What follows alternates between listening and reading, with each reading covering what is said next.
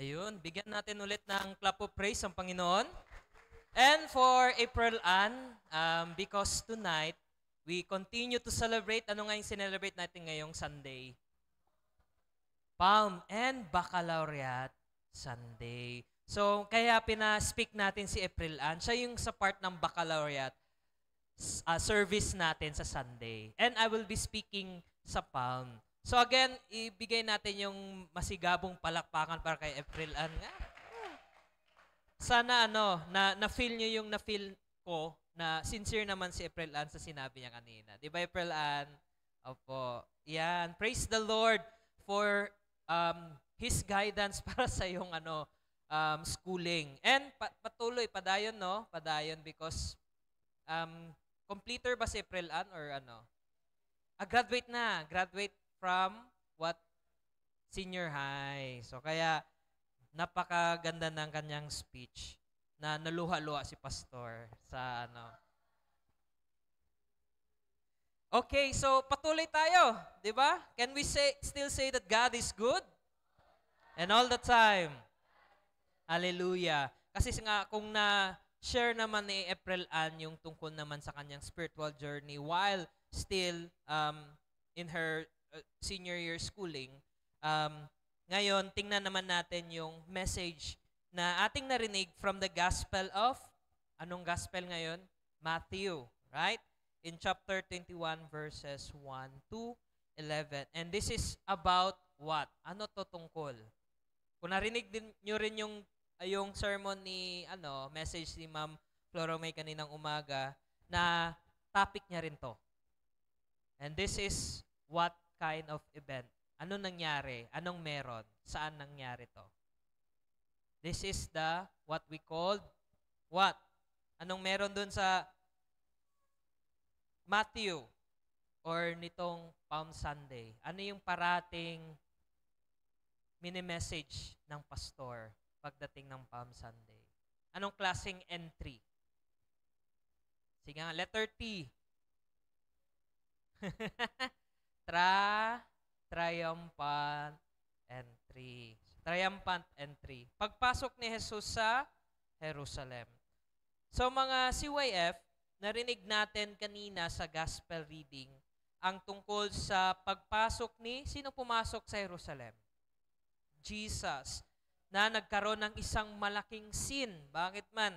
Kasi nga, mga tao napaka-excited sa pagdating ng isang tinatawag daw nilang propeta. Napaka-excited na napasigaw ng, anong nasigaw nila? Hosanna. Hosanna ba?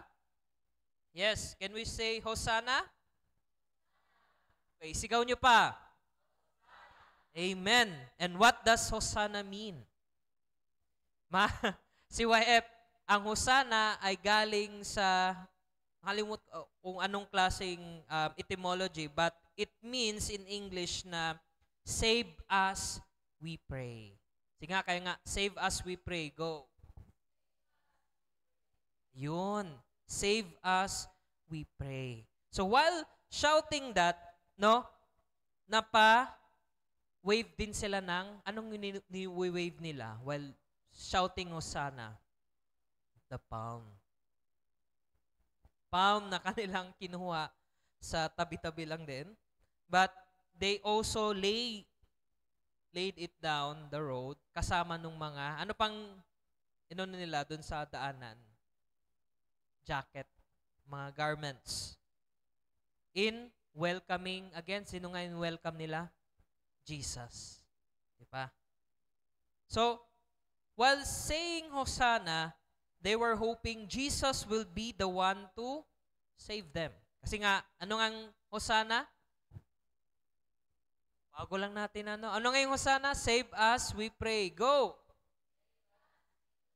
Yes. So they were hoping that Jesus will be the one to save them sa alin? Saan sila ililigtas? Maybe, mga CYF, from the Romans. Kasi nga, gaya nila, tayo rin, di ba? Nasakop tayo ng, ano mga nagsakop sa atin? Spaniards, Japanese, sila, baka nasakop sila ng, tingin nyo, ng alin? Ng mga taga-Roma or the Romans. Pwede rin siguro, problem nila, marami na siguro silang problema, marami na rin siguro silang pain. Diba narinig natin, ano yung epekto nitong pain and problems? Gaya ng shinare ni April Ann. Narinig nyo ba na pag dumating daw yung mga problema, ano yung ginagawa niya? Umiiyak daw? Hindi. Prayer. Di ba? Oh. I'm just confirming it kung narinig mo nyo ba yung sinabi ni April Ann. But here's something interesting, no? Aside from hearing them shouting na sana iligtas sila sa mga taga-Roma ba, sa kanilang problema o sa kanilang mga pain, narinig din natin yung sinisigaw nila in Matthew 21 verse 11. Sino daw to? Sino daw yung dumating? Ang sabi doon, this is the prophet Jesus from Nazareth in Galilee. Pero teka lang, a prophet? Bakit propeta? Hindi ba dapat hari siya? Kasi nga yung pagtrato nila sa pagpasok ni Jesus ay isang tulad ng hari. Yes? But their understanding is incomplete. Hindi pa kasi talaga nila alam kung sino ba talaga to si Jesus. Ang alam lang nila, Jesus was special. Paano mo malalaman ng isang bagay ay isang special? Maganda yung mga pananamit niya, may mga bagong gamit. Ano pang pagkakaalam natin sa word na special? May mga dagdag na mga, siguro sa pagkain, di ba? Mga pagkain pag special, maraming mga maraming add-ons. Mga ganon. Oh, sa batchoy, di ba? They knew he was special, but they didn't fully get who Jesus truly was. Hindi nila talaga alam. Ang alam lang talaga nila, special si Jesus, isang prophet. Now, let's bring it to us. Who is Jesus to you? Sino ba si Jesus para sa inyo? Magkaaminan tayo. Who is Jesus to you? Savior? Kahit isa lang nagsagot, so big sabihin yung iba hindi Savior si Jesus. Oh? Is He just a good person you hear about on Sundays? Siya yung sinasabi ni pastor na yung mabuti na tao? Is He just someone you call when you're in trouble? Siya lang yung tinatawag namin, pastor, pag may problema kami. Or is He your Savior? Your leader? Your King? Hindi lang sa simbahan, kundi sa buhay nyo. Ano ba talaga si Jesus sa buhay nyo? Sino ba siya? Mga CYF, Palm Sunday reminds us that Jesus didn't come just to be admired. Bakit ano ba gusto ni Jesus? Gusto niyang sundan natin siya. To be followed. Bakit? Ano bang kaibahan pag ina-admire at saka pina-follow? Sabihin natin sa isang crush, ano ginagawa nyo? Ini-stalk nyo ba? Yes. Stalker, hindi yun admire. Usually, pag mina-admire natin isang bagay, isang tao, o isang siguro pangyayari, we always look it up. Tinitingnan natin, tinitingala, pwede din, no? Ina-admire natin. Bale, paminsan ginagawa nating inspirasyon. Ano namang masama doon? Wag lang maging stalker. No? Pero kay Jesus, ayaw niya yung ini-admire lang siya eh. He wants to be followed. Gusto niyang sundin natin siya, but not in a stalker way. He didn't come for attention kasi. Remember, ano yung sakay niya when he entered Jerusalem? Anong sakay ni, Jesus? Kabayo? Donkey. Ano daw yun sa sa Tagalog?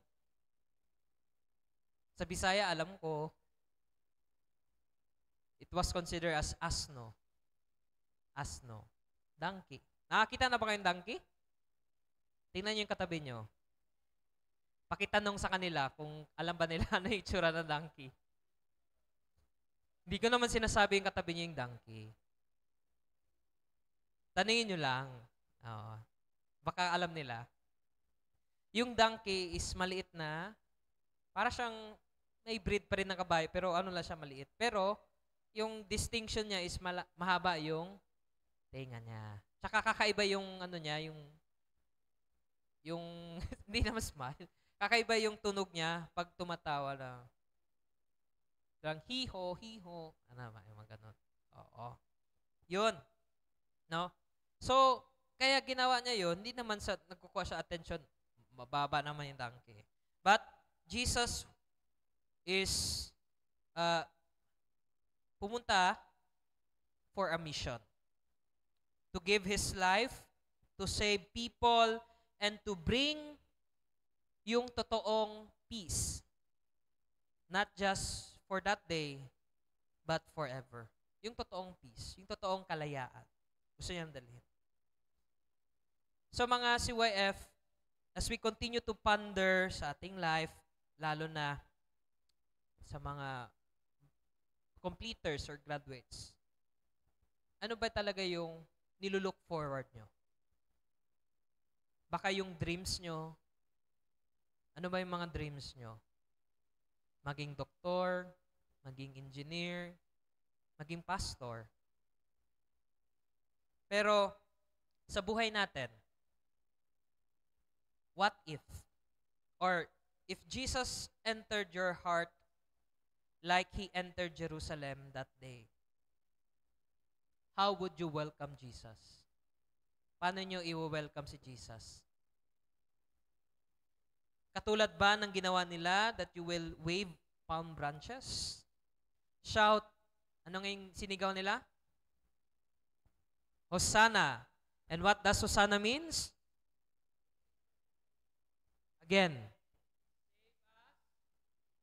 save us, we pray. Opo. Tapos, pagkatapos yung sigawin yung Hosanna, makakalimutan nyo si Jesus for a while. Kasi may iba ng priority. Ano ba ginagawa nyo sa bahay when you go home from church? Text, chat, mga ganon. Or, would you open your life to Jesus and follow Jesus everywhere, even when things get tough? Kahit na maging mahirap yung buhay, susundin nyo pa rin ba si Jesus? Like what happened later that Holy Week? Kaya nyo pa rin ba siyang i-follow?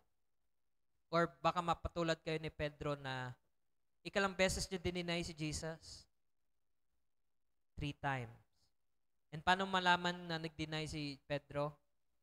Dahil sa tilaok ng manok.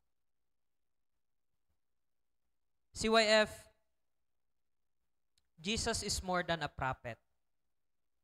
Jesus is our Savior and Lord. Again, who is Jesus to us? Savior and Lord. And Palm Sunday is your chance to say, Lord, you're welcome in my life. Kayo nga daw, anong chance na pwede nating sabihin kay Jesus this Palm Sunday? Lord, you're welcome in my life. Kaya nga daw ulit. Welcome ba talaga si Jesus? Amen. So sana hindi lang ngayong gabi, but for always. Before we end, I want each of you to think itong tanong na to. What's one area in your life you want to surrender to Jesus? what's one area in your life you want to surrender to Jesus? Takot ba to? Your fear? Anger ba to? Yung galit nyo? Worries ba to? Yung kabalaka? Or even your future? So mamaya, when we bring our prayer, let us also offer to Jesus, saying, "Save me, Lord. Help me. Lead me sa mga isusurrender nyo kay Jesus." So while you surrender that, you also plea in your hearts, in your prayer, the word, "Save me. Help me. Lead me, Lord." CYF, may we do so with the courage and with the heart to truly follow Jesus. In the name of the Father, and of the Son, and of the Holy Spirit. Amen.